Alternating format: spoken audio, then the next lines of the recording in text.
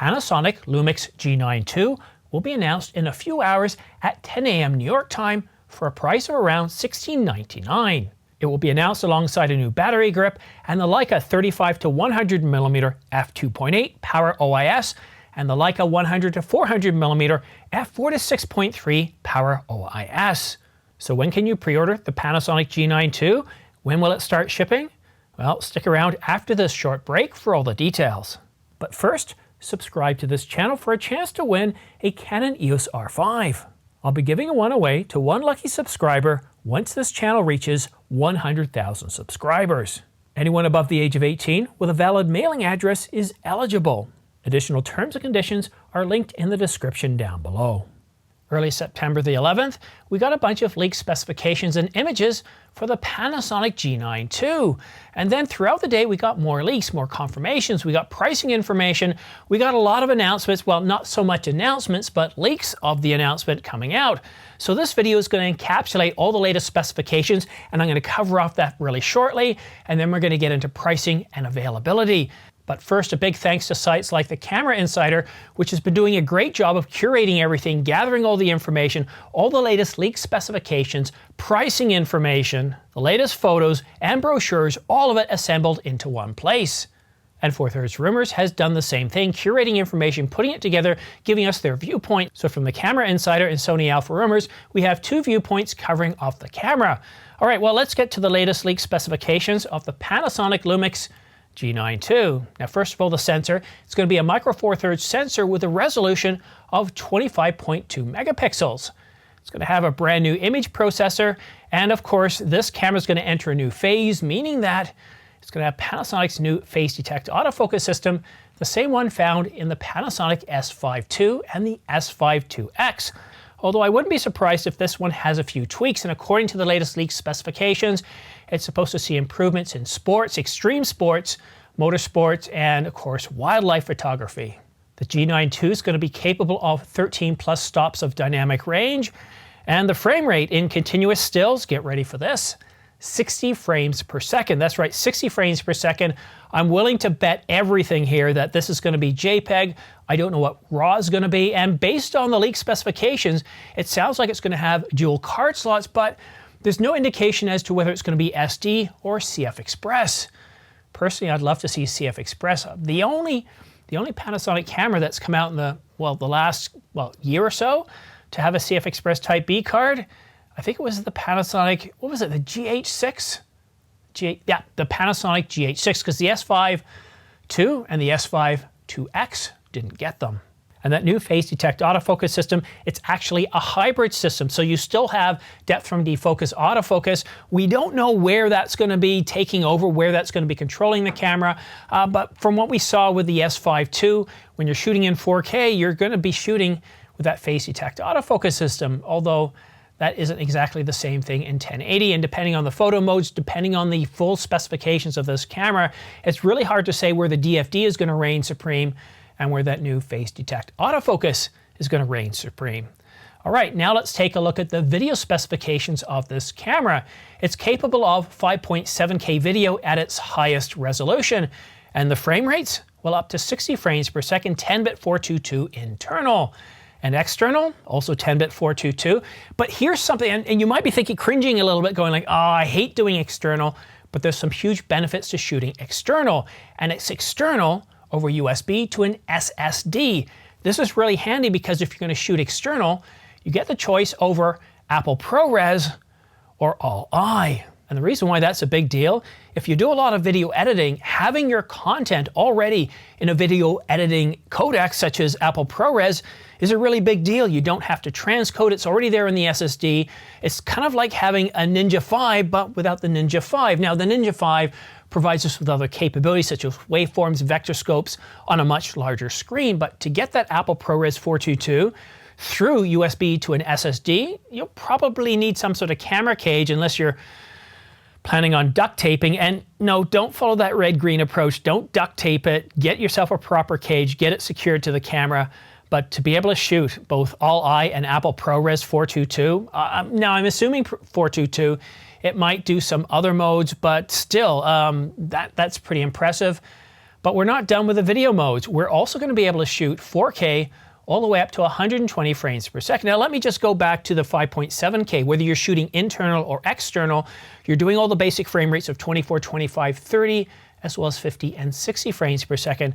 But in 4K, you can go all the way up to 100 and 120 frames per second.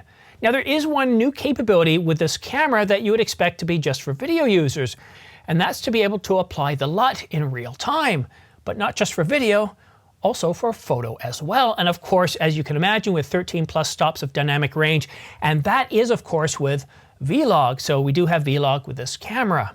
Are you excited already?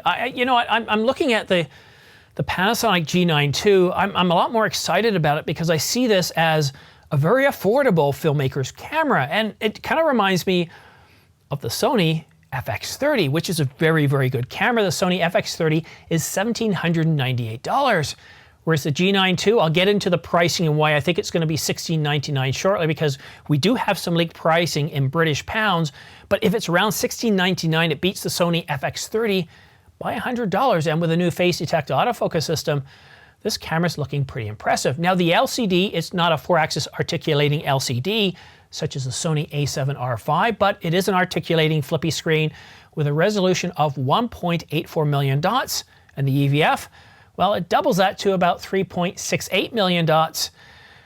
But let's talk about the pricing now. So according to 4/3 Rumors and the Camera Insider, we have leaked pricing in British pounds. So it's going to be $16.99 British pounds. So what does that mean in US dollars? You can't use the spot exchange rate and apply that because there's tariffs, taxes, and a whole bunch of other things. And if you're living in the UK, you can feel free to shout out in the comment section down below. Just because you have a price in US dollars doesn't mean that you're using that exchange rate to give yourselves a lower price. So what I'm doing is I'm using the price of the Fujifilm X-T5. As you can see right here, the Fujifilm X-T5 is £1,699. Now the same camera in US dollars at a US site, $1,699. So for this price point of around $1,600, $2,000, I'm more or less going to treat the pound price as US dollars. So it does come with a battery grip, and that's supposed to be 309 British pounds, or let's say $310 US.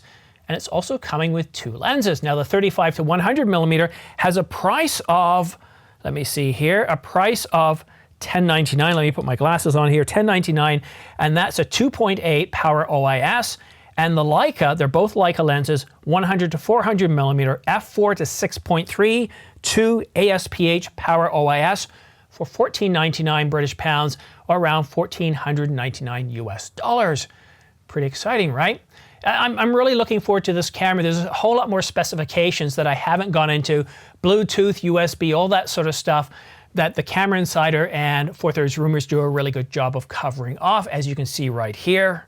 It also has an 8-directional joystick, and while it has a stereo microphone, it also has a wind filter, which is on, off, and standard. So those are really nice capabilities as well. It's really nice, and of course, I'm going to assume it's got to have a headphone jack, right?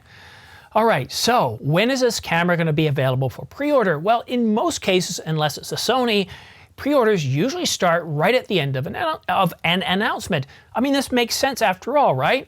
They've gone to all this effort, they've created this YouTube event or this sales promotion event. They probably have different things going on in different countries, getting people ramped up. Here's our presentation, and then you're going to have to wait a day or two. I mean, this is possible, but I highly doubt that. Sony's the only company that I know that really does this, so I'm expecting the pre-orders to start as soon as the announcement starts, or it could be right after the announcement.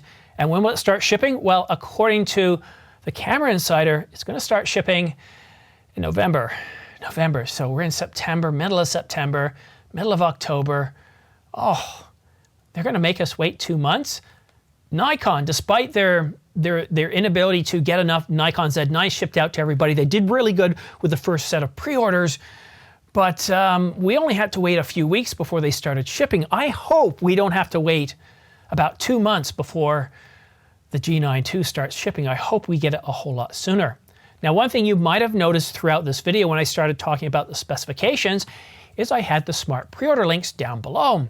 And those smart pre-order links will show you every different available SKU option available at Adorama, B&H, and Amazon. And the reason being is because quite often on the day of announcement, we quickly rush to our website, whether it's B&H, Adorama, or whatever else, and we try to find all the different options, and it takes time. So I've gone ahead and gotten these special pre-order links available for you. They're not going to work right now. Go ahead and copy them, put them in your browser, and bookmark them. And then as soon as the embargo is lifted, these links will show you every single SKU option available. The G9 II body alone, with kit lenses, with different packages, and companies like B&H, what they quite often do is say, okay, well look, these are the most popular lenses that people are likely to buy. Let's set up different packages by choosing different lenses to change the package price. And what they also tend to do is for people who are just starting out, they'll throw out another package with a camera bag, a lens cleaner, what else do they like to throw in? SD cards or CF Express cards, other things to give you a complete package so you're ready to go. So go ahead and copy down these links in the description down below or the ones right on the screen and be prepared to use them tomorrow. Now, I do have an apology. I was hoping to do a live stream of this announcement. I can tell that many of you are very excited about this, and I love cameras where people are engaged. They're excited about the technology, and especially with Panasonic's new Phase Detect autofocus system. I wanted to do a live stream, but I didn't get confirmation of the date and time until after the workday, and being that this announcement is happening on September the 12th, I don't have enough time to get guests or even get approval from work to take time off, because even though I've been doing this channel for about 4 years now, it doesn't quite make enough where I can abandon or retire from my day job and do this full time, at least not yet.